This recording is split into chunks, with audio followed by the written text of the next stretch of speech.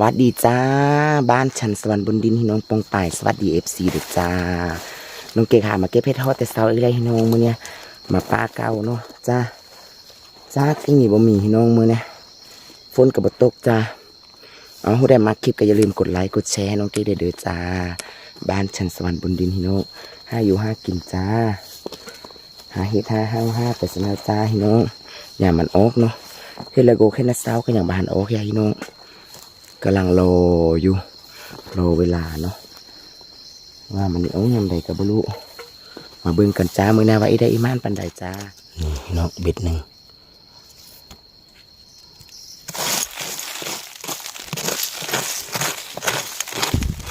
เม็ดหนึ่ง2 เม็ด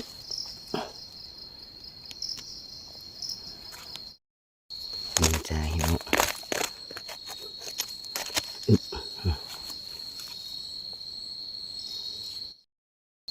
เนาะ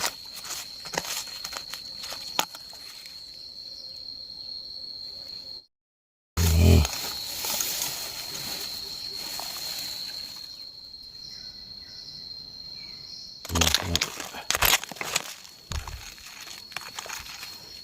1 ลูก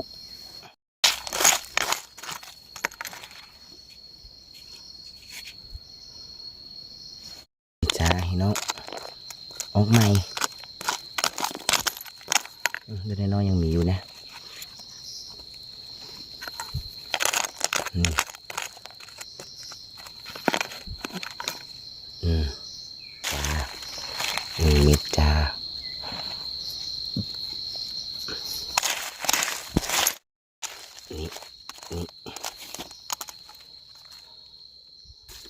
นี่เนาะเนี่ยเอาซะแล้ว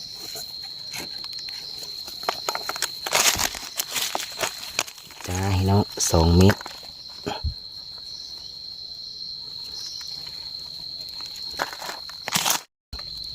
เม็ดหนึ่งนี่เนาะโอ้ยกำลัง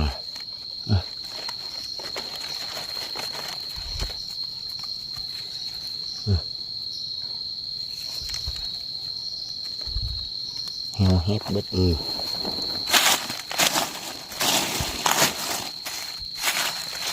เนาะ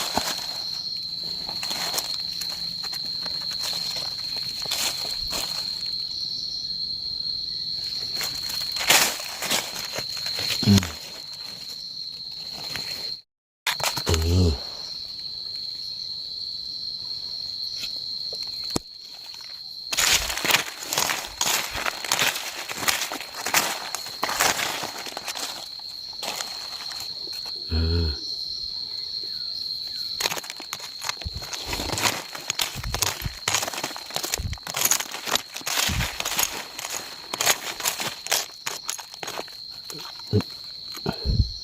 เนาะ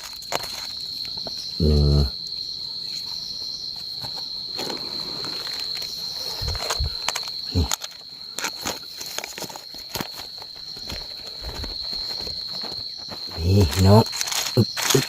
นี่ลูกจ้าเนาะ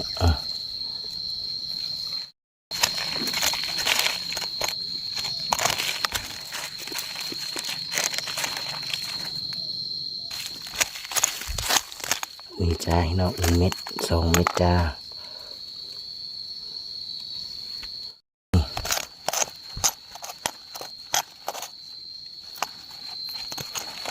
2 เม็ด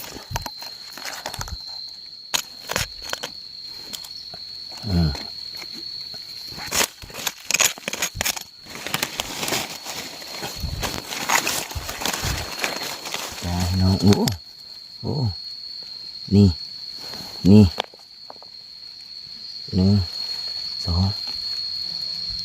เหี่ยว1 ลูกด้วยหนึ่งเป็นเฮาแน่นอนแล้วไงไงเป็นยังฝนตกแล้วพี่น้องซุ่มเย็นสบายไหมนะตกแห้งๆกว่านี้เลยให้มันเฮ็ด น้องเฮได้แต่ละดอกได้น้องซองเบ็ด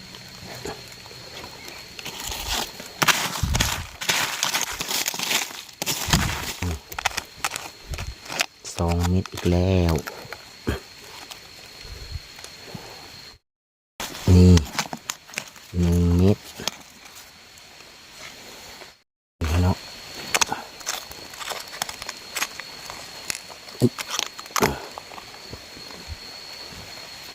จ้า1 เม็ดจ้า1 เม็ด1 เม็ด1 เม็ด1 เม็ด1 เม็ดนี่เนาะแซ่บแล้วแหม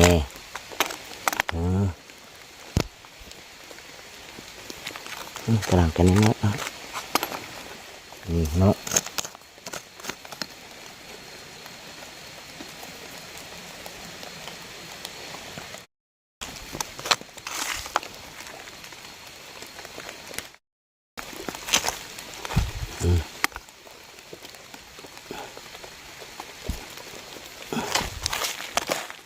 นี่เนาะ2 เม็ดจ้ามันเจอหลังฟุ้งมันก็ข้างหมดเลยเนาะ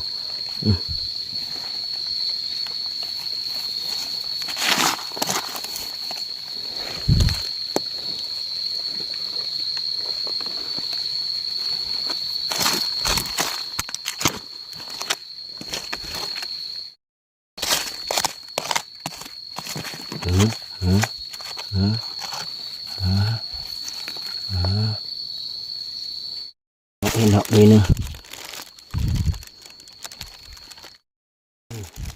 เจอเห็นละด้วยเนาะ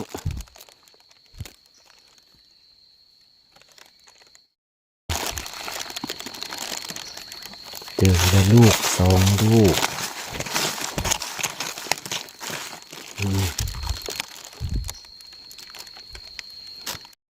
นี่เนาะ2 โดยโดยนึง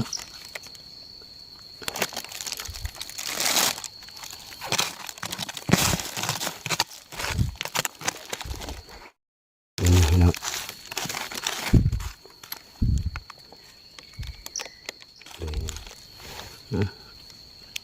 เท้าเนาะนี่เนาะเล่น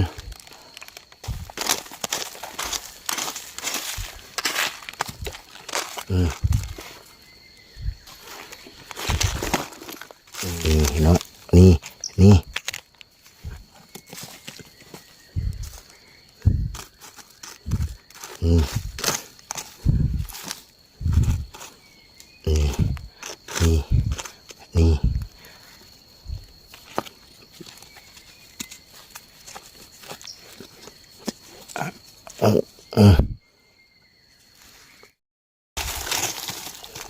1 โดย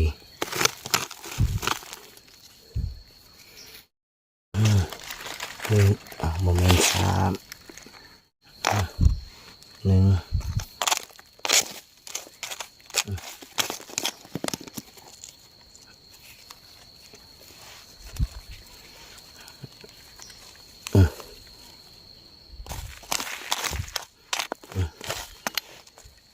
โดย12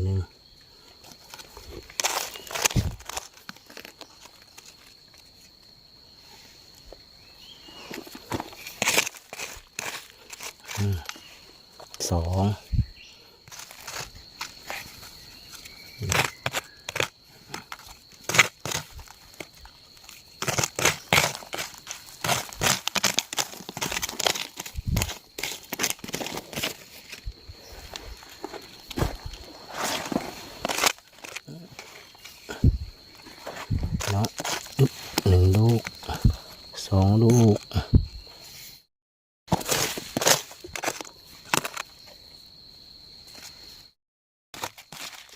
นี่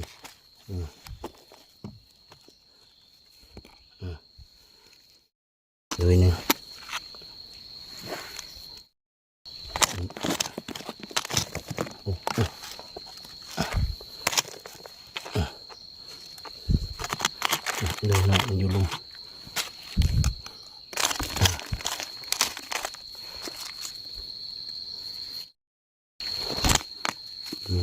ลุยหนึ่งซ่องเบ็ดน้อยๆกำลังออนอยู่1 เมตรพอดีเดินมาเจอ1 เม็ดเท้าสังมัน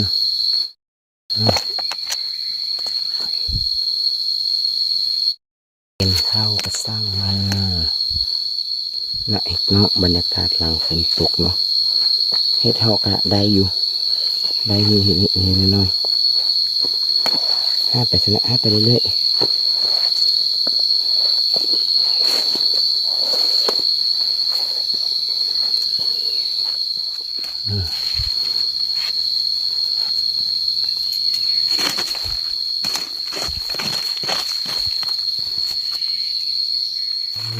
เอาแล้วอยู่พี่น้องเบิ้ง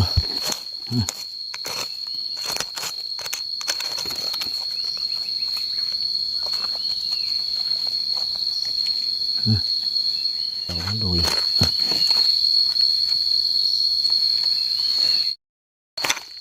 เนาะ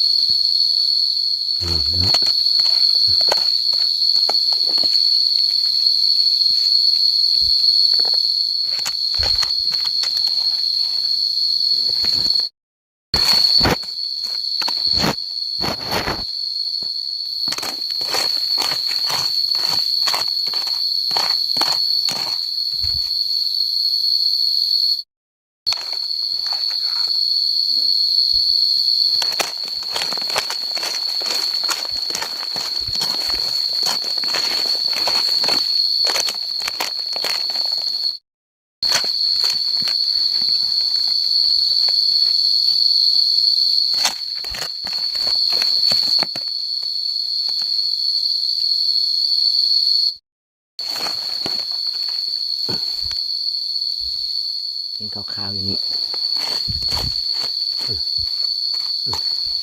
ซองโดย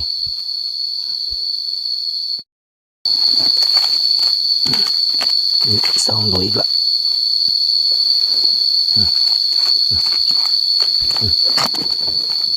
3 โดย 4 โดยนี่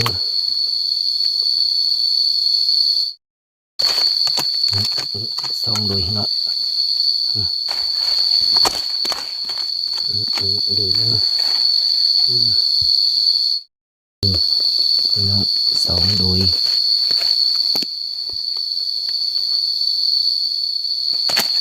เนาะ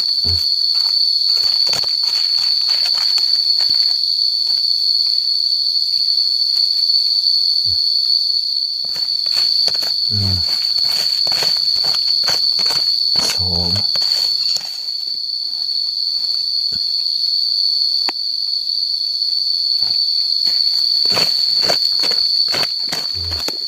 1 น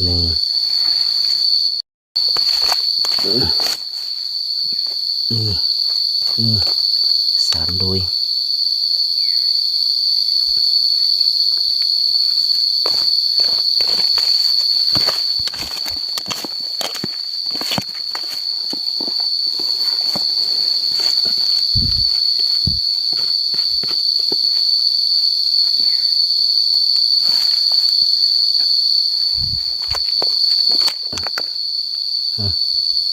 หรือไม่ไงนี่1 ลูก1 ด้วยเอาแล้วนะ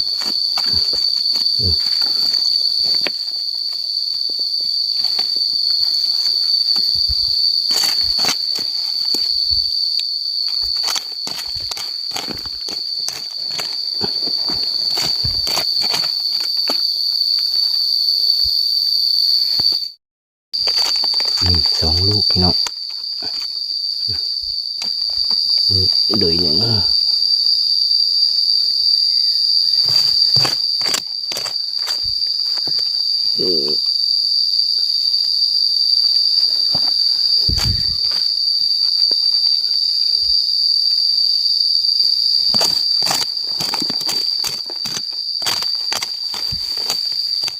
พี่น้องเบิ่งผลงานอันนี้ได้ลายขึ้นเลยพี่น้องคอยไปเบิ่งอยู่บ้านเอาเนาะนี่น้องเกิ๊กหาเดินลงเลยพี่น้องเดินลงไปรูมพุ่นน่ะเอาไว้สนี่ก่อนเดี๋ยวเห็นหัวพี่น้องน้องเกิ๊กหาเดินลงแล้วเห็ดเหาะได้วันละนิดโดยไงบุบบุบมือเนี่ยสวใส่รวยขาวสะอาดนี่อันนี้อีสามงามตอนเก็บให้บริหายเก่งเซฟแม่มักหายแต่เห็ดเหาะแม่มักอันนี้เก่งจ้าเอาแล้วเนาะเดี๋ยวมาคลิปนี้ก็ฝากกดไลค์กดแชร์กดติดตามเดี๋ยวเห็ดเหาะพี่น้องโดยไม่ใหญ่เดี๋ยวมือนะไว้สมิลาบ๊ายบายสวัสดีเด้อจ้าสวัสดีนะจ้า